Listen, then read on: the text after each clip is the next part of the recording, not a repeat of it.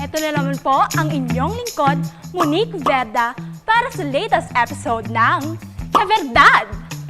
How true!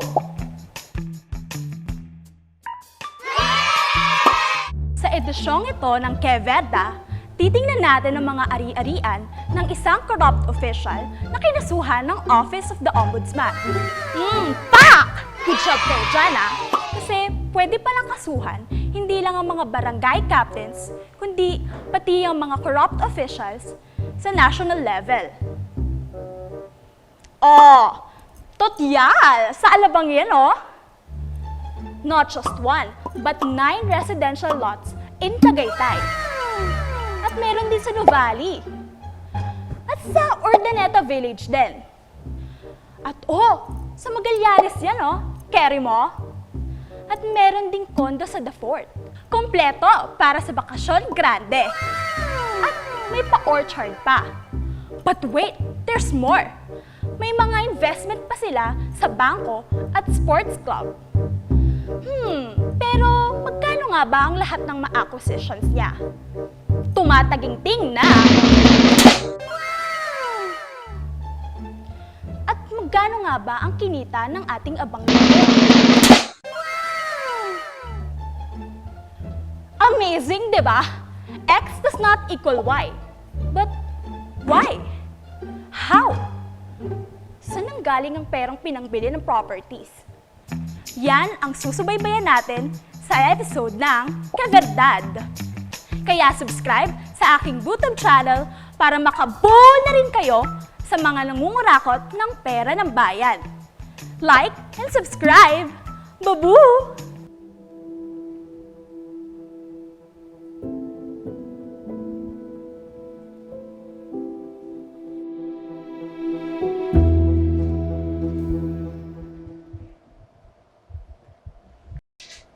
Pinauwi ko na yung mga bata. Sana sinabay mo na kay Harold, hinatigan sila kanina. Istorbo pa yung asawa mo. Okay lang yun. Ay, wala naman siguro makikiramay na. Alas 3 naman madaling araw. Magpahinga na tayo. Ikaw ba? Dito lang ako, kuya. Sige. Yung kahapon, yung pag-uusap ng mga tita. Hindi ko ba nila na-inform yung mga ilang business partners sila.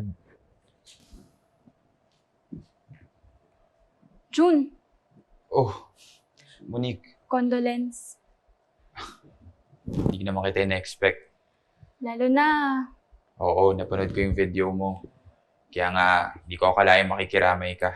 kaya nga madaling araw ako nagpunta. Actually, ikaw lang naman yung gusto kong kamustahin. Tara.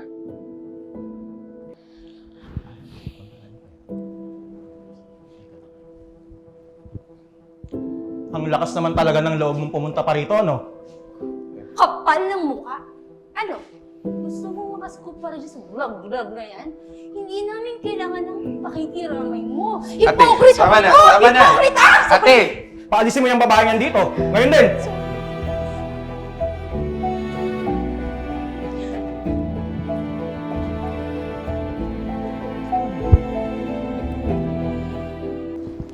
Anong pati kaso ni Daddy, minana namin?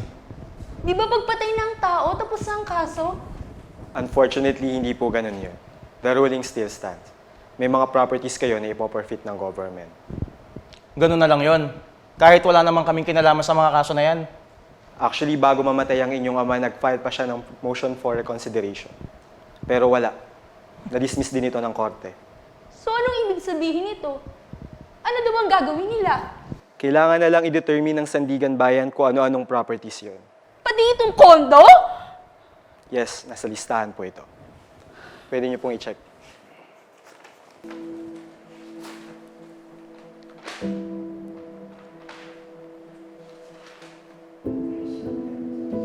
Meron ba tayong pwedeng gawin para hindi makuha ang mga properties na to? We can file for a motion to dismiss the case. Pwede natin yung subukan.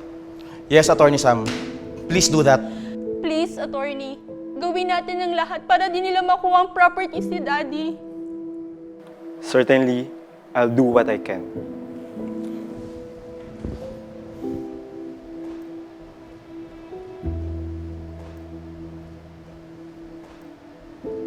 Yes, attorney. Please, sige. Please do that. Ha? Ano daw?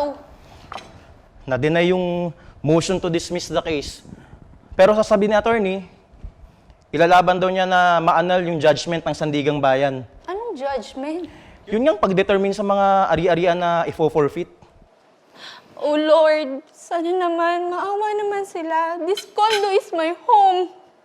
Eh yung Mango Orchard, kapag yun ang nawala, tsak, wala na akong pampaaral sa mga bata. Dapat huwag na nilang pag-initan yung mga properties sa pinaghirapan ni Daddy.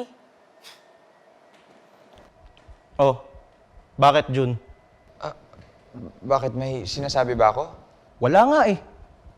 Damang-dama nga namin yung absence mo last meeting kay attorney eh. Dati pa naman yan ganyan eh. Wala kang maaasahan.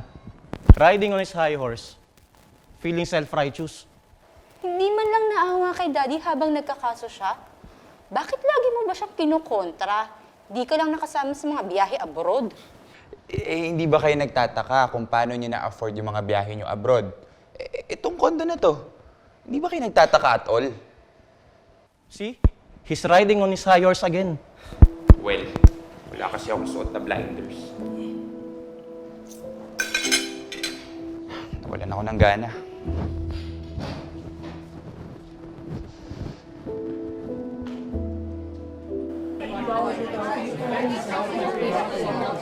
June, Uy, wanna join me?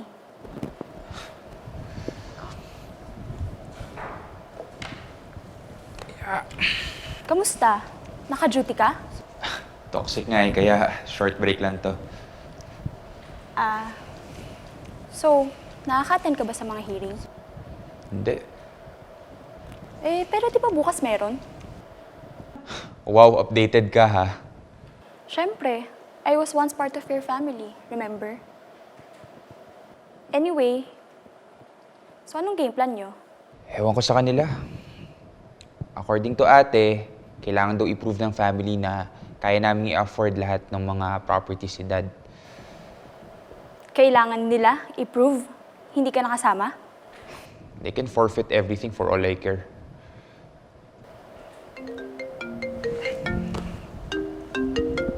Sorry, I have to take this.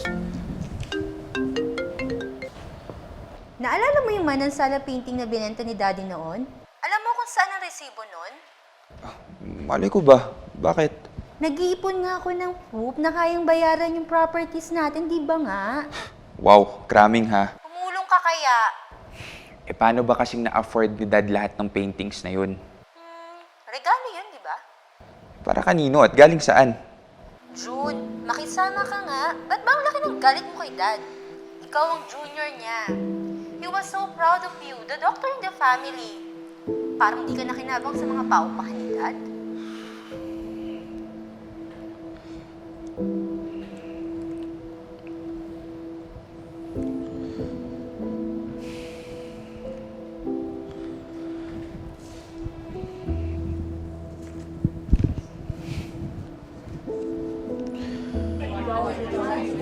Tapos po ng hearing sa forfeiture case ng Corpus family dahil nagkasakit ang client who was supposed to be here. Narito ang kanilang medical certificate bilang patunay. Buti na lang kahit paano na-delay natin yung process, di ba? Oo nga, pero hindi naman pwedeng palaging ganito na kinokontak natin yung mga kaibigan nating doktor para lang dyan sa mga medical certificate na yan. Ano kaya kung one time na panghingi na lang ng medical certificate? Paano? Sabihin natin na may cancer ka o something like that. Baka sakaling on humanitarian grounds, ma-dismiss nila yung kaso, di ba? Bakit ako? Mas matanda ka. Hay, kung di dumarating, nalilate, tapos nangiinsulto pa. Ibalik nyo na lang kasi. Pinapahaba nyo pa yung proseso. Kung yan lang ang sasabihin mo, sana nag-text ka na lang. Stop. June, can't you even see na natitreten ang tirahan ng kapatid mo? Ng kabuhayan natin, ang karapatan natin. Karapatan natin? Talaga? Oo, sa atin ang properties na ito. Kasama ka. Ngayon, kung sa tingin mo nakuha sa maruming paraan ang mga ito, well, nadungisan ka na rin. Tama na. Ang importante, ano ang gagawin natin? May sinabi si attorney na pwede tayong mag-file ng action to annul the judgment. Total, hindi naman tayo nag-participate nung kinasuhan si Dad. Siya lang yung nandun. Oo nga, tama yan. Baka sakaling mapawalang bisa nila yung kaso.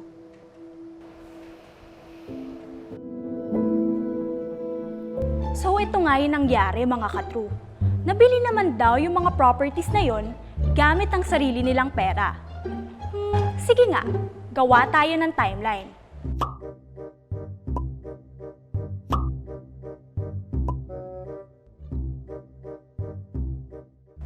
So, paano? Napagawa muna ang bahay bago nakapag-loan?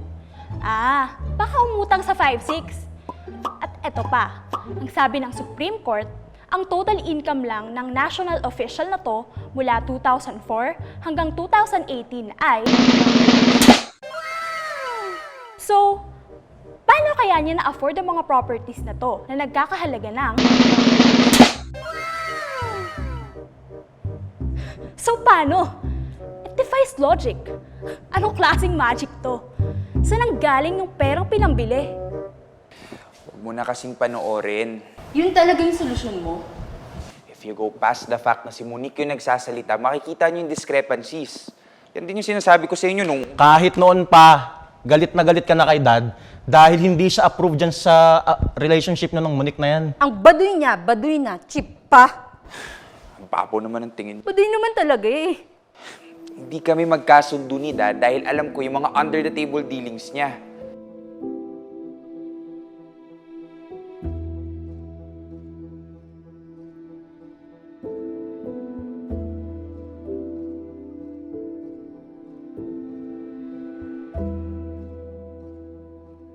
And I'm sure alam nyo rin. Ayaw nyo lang tanggapin.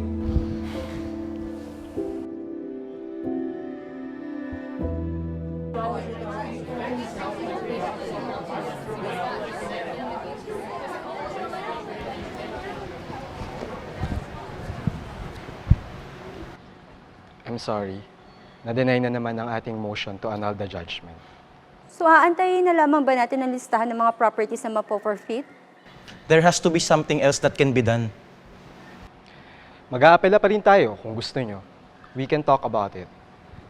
Kaya lang may meeting pa ako. Anyway, may email ako sa inyo. Mag-usap na lang ulit tayo.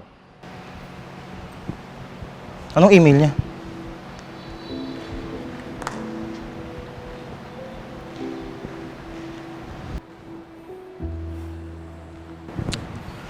Paano yan?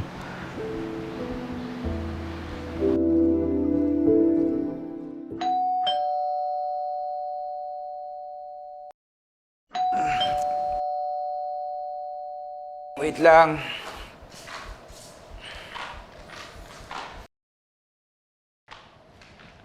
Tumawag kami sa'yo pero naka-off siguro ang phone mo. We called the hospital and your clinic. Buti nandito ka. Day of rest ko nga sana ngayon. Ang dami niya na. Anong kailangan nyo? Wow, ganun ka agad? Okay lang. Diretsuhin nyo na ako. June, it's a long battle. At syempre, mag-accumulate yung mga gastusin, bayad kay attorney. Kailangan na nating umutang sa bangko, pero hindi pwedeng gawing collateral ang mga property. So, kondo ko ang iko-collateral nyo sa bank. It's the only one na hindi contested. Siyempre, pinaghirapan ko to eh. Babalik naman sa iyo ang pera. Kapag nanalo, It's a losing battle, kuya. Aminin na natin na nagkamali si Dad. Tutulong ako in other ways, pero bitiwan na natin yung kaso. sabi ko sa iyo hindi yan papayag. Sayang lang ang oras.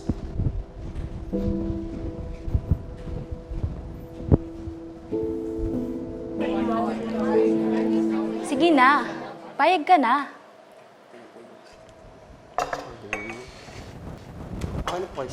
Oh, salamat ah.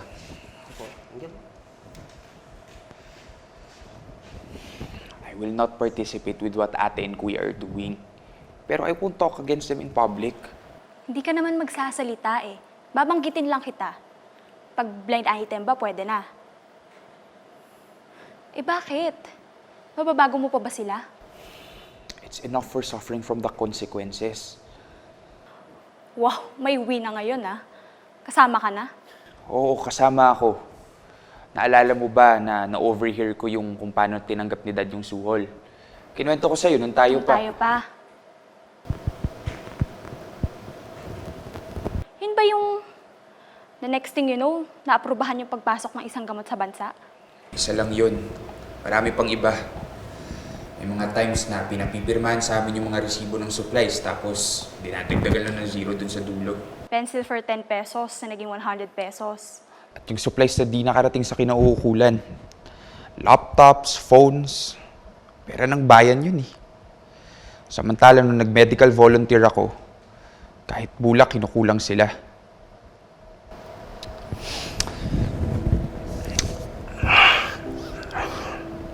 Hanggang ngayon, nakukonsensya pa rin ako.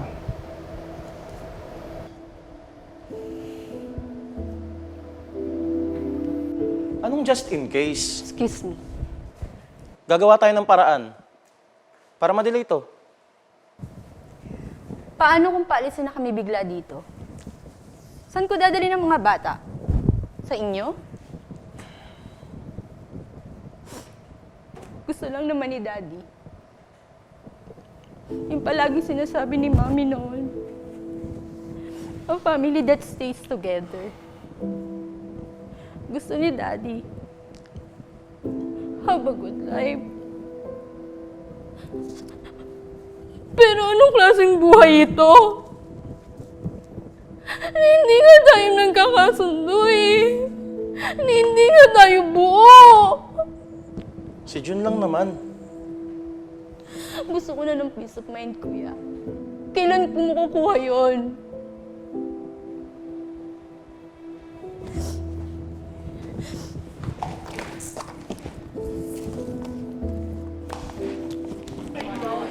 Tama si na kuya.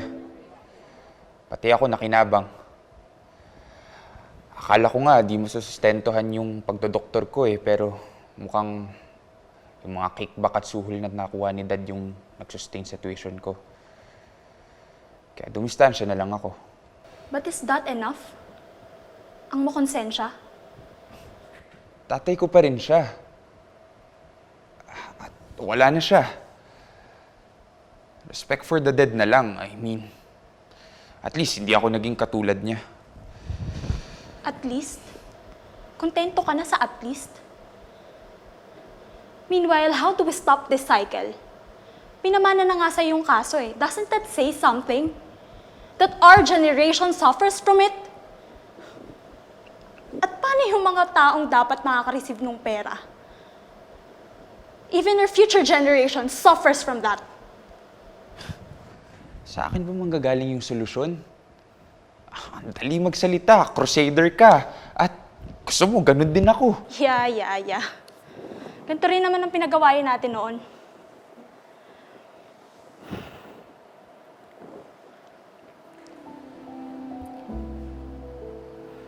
Sige, June. Good luck na lang.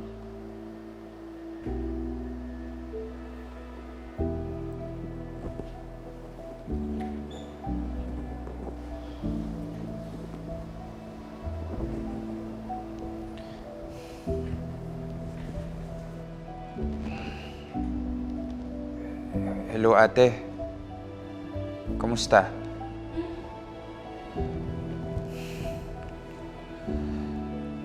Please, ate. Tapusin na natin to. Ipa-forfeit nyo na para rin na rin sa peace of mind ninyo. Natin.